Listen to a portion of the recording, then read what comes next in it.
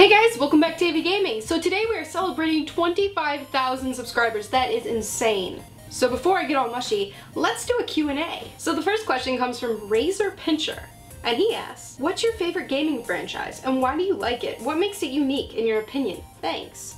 Well, Razor, probably I have a lot of different ones, but I'm gonna talk about one today. One of my all-time favorites is this. Sound familiar? Look familiar? Yeah, that's Portal. One of my favorites is definitely Portal, and that's because it's so different from anything else I've ever played. Heavily playing on things such as physics and making you use your brain to kind of figure things out, but also filled with fun humor in it. It doesn't take itself too seriously. They somehow took this silly, interesting, unique concept and turned it into something so perfect that I honestly don't have any problems with Portal. I've never been like, oh, I'd really like this game if they just changed this. No, everything about Portal is exactly what I think it should be. They have lovable characters, like the companion cube. It's not even a real person, it's an inanimate object, but people consider it a beloved character. You got Shell and Gladys, and then in the new one, Wheatley, Peabody, and Atlas. So many characters that might not have been very special if they weren't in a game such as Portal, because they're not that amazing of characters. Look at Shell, she's a mute. There's nothing that great about her, you hardly ever see her. But you know who Shell is when you see someone cosplaying as her. And Gladys, one of the most lovable villains of all time in my opinion.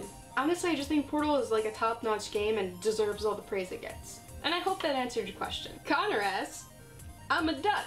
Are you a duck? John Ryder asks, do you want to build a snowman? I was gonna be clever and like take my camera outside and build a really tiny little snowman and be like, yep, but you know what? Too cold, too lazy, pretend I did it. Ooh, I don't even know how to say your name, I am so sorry. Razimus? What's my best experience on YouTube? And I think the honest to God coolest is getting messages from other girls saying that I've kind of encouraged them to just be their nerdy selves and not be worried about what people think. That by me expressing myself so truly online and even getting some backlash for it, that I don't care and I'm just continuing on, how that gives them their own confidence and their own strength. That has got to be hands down the coolest thing about this entire experience, and I'm not even just saying that, legitimately the coolest thing. The fact that I can even make a difference to anyone is a gift that I will always cherish, and I would like to do that more. Ladies Awakening asks, if you could play one game for the rest of your life, what game would it be and why? Honestly, I'd probably go with League of Legends because it's kind of constantly being updated and added to, and it's a game I play almost daily and I just really love the competitive side of it. Now it's a game you can kind of just hop on and play. Speaking of League, Plumajam asks, favorite League champion and why? Right now, because it's ever changing, right now it's Draven because he's amazing, does a ton of damage. I'm an AD carry main.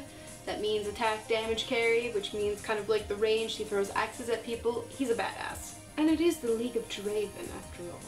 Zozer V Gaming asks, on a scale of 1 to 100, how immature are you? 69. Eh?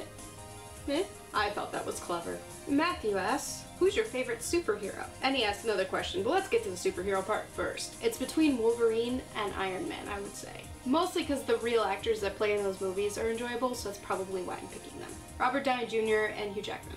They're kind of perfect for those characters. He also asks, if you could choose any unique power, what would it be? Probably teleportation. It would be really nice just to be able to go from place to place to place without having to travel or commute, and I could just be like, hey, I'm gonna go to Australia real quick. Boom, there. That would be cool, so probably that. Or the power to shoot kittens out of my arms. Just kittens everywhere. I have no idea how to say your name and I'm sorry. But he asks, what's your opinion on those guys that say look at her, she's only playing because she wants attention? I see a lot of that on like my Mega Crate video and sometimes on my Loot Crate videos. People think that because I look the way I do, I can't possibly be truly into games, and I just say I am for the fact of attention. Which I'm sure most of you know isn't the case, but you know, people do accuse me of that quite a lot, which is pretty frustrating because literally gaming is like big part of my life. If I'm not doing it for my channel, I'm doing it just because I enjoy it and it's my downtime. It's just one of those things in life where I can't make everyone like me or understand where I'm coming from. You can't make everyone happy. So it comes down to the point where I just don't care. If those people truly want to believe that I'm just being fake and that I just want attention and I don't actually play games, that maybe somehow somebody plays them for me and I just record my own voice over them or something, whatever it is they want to believe, that's perfectly fine with me. I know what I am, and most of you I think do too. I'm a nerd and I'm proud of it, but there's many different kinds of nerds. You don't need to fit one stereotype to be a nerd. Be the kind of nerd you want to be. Be yourself, and if you're a little bit nerdy by nature, have at it. If you're a lot nerdy by nature, have at that. You don't have to be a certain way to like certain things. Like if a hockey player is super into fashion, who gives a shit? Like he could be a super manly man but really likes fashion show week or something. You can like what you like, as long as you're not hurting anyone. Your next question was, what's your favorite / best Nintendo game ever? Right now my favorite is definitely Mario Kart 8. I fucking love Mario Kart. So I would say that takes its place as my favorite Nintendo game of the moment. And your next question was, Nar or Fizz? Nar, Shabadana, and Nava. Does that answer your question? That's my Nar impression. Pretty cool, huh? Evil asks, what TV shows do you look at? I'm guessing you mean what TV shows am I currently watching? A lot actually. Bad Judge is one I just started, which is incredibly good. The 100, Game of Thrones is about to come back on. I've actually been watching quite a bit of TV right before bed. Mostly on Hulu or Netflix. Also, I just started this one TV show called Gallivant, or something like that. Really weird. It's like a musical medieval comedy thing. It's weird, but kind of enjoying it. Keithbot asks, what games are you most excited for in 2015? That depends. What is actually coming out this year, I guess. Kingdom Hearts 3 maybe? Tacoma, I believe, is another one I was looking at. Splatoon. Mirror's Edge 2 maybe? There's a lot of games that are like on the fence if they're really coming out this year or maybe 2016. Right now it's just kind of playing the waiting game, finding out when real release dates are. Tylerland asks, can I marry you? Well, considering I don't know you and you possibly are underage and that's kind of creepy to have someone to marry you online that you've never talked to before, I'm gonna go with a strong no. But you know, crazier things have happened. Free One asks, favorite Pokemon? Probably Snorlax or Eevee. Yeah. He also asks, worst experience of online games? Every single time I play League of Legends. Or when I'm in a game and I use voice chat and people find I'm a girl. Those two really suck. Right? I don't know if I said that right. So which is the best way to interact with fans? Typically on my Facebook fan page or my Twitter, or the very rare time when I stream. He also asks, do you read? Do you have a favorite book? I do read actually quite a bit. I'm also writing my own book, and I didn't ask that, but I'm gonna throw that in there. I like reading things that are like medieval or things that are supernatural, mostly from a female perspective. A book that I just finished that has like 12 books in the series or something is the Hull series, which is the Rachel Morgan series, which is fantastic. I just recently bought a few more books that kind of follow the same kind of formula of supernatural, maybe some dragons, things like that. He also asked your favorite movie. Currently, Stardust. 100% Stardust. Amazing fucking movie. Love it. And you also asked, can you describe yourself in 3 words? Passionate, ambitious, nerdy. Matt asked, what would you do with $1 billion? Hot tub is the #1 thing on my list. I've always wanted a hot tub. I want a hot tub. Maybe a nice house out in kind of a wider open area with really good fiber optic internet, and maybe a room dedicated to cake. There would always be a chef in there making cake, and he would line them against the walls. And anytime one of them, even a piece, was gone, he'd have to make a new one. Fresh cakes every day, all over the place. Maybe I'd have a room dedicated to a bunch of pets. Like I would have bunnies and cats and dogs just running rampant.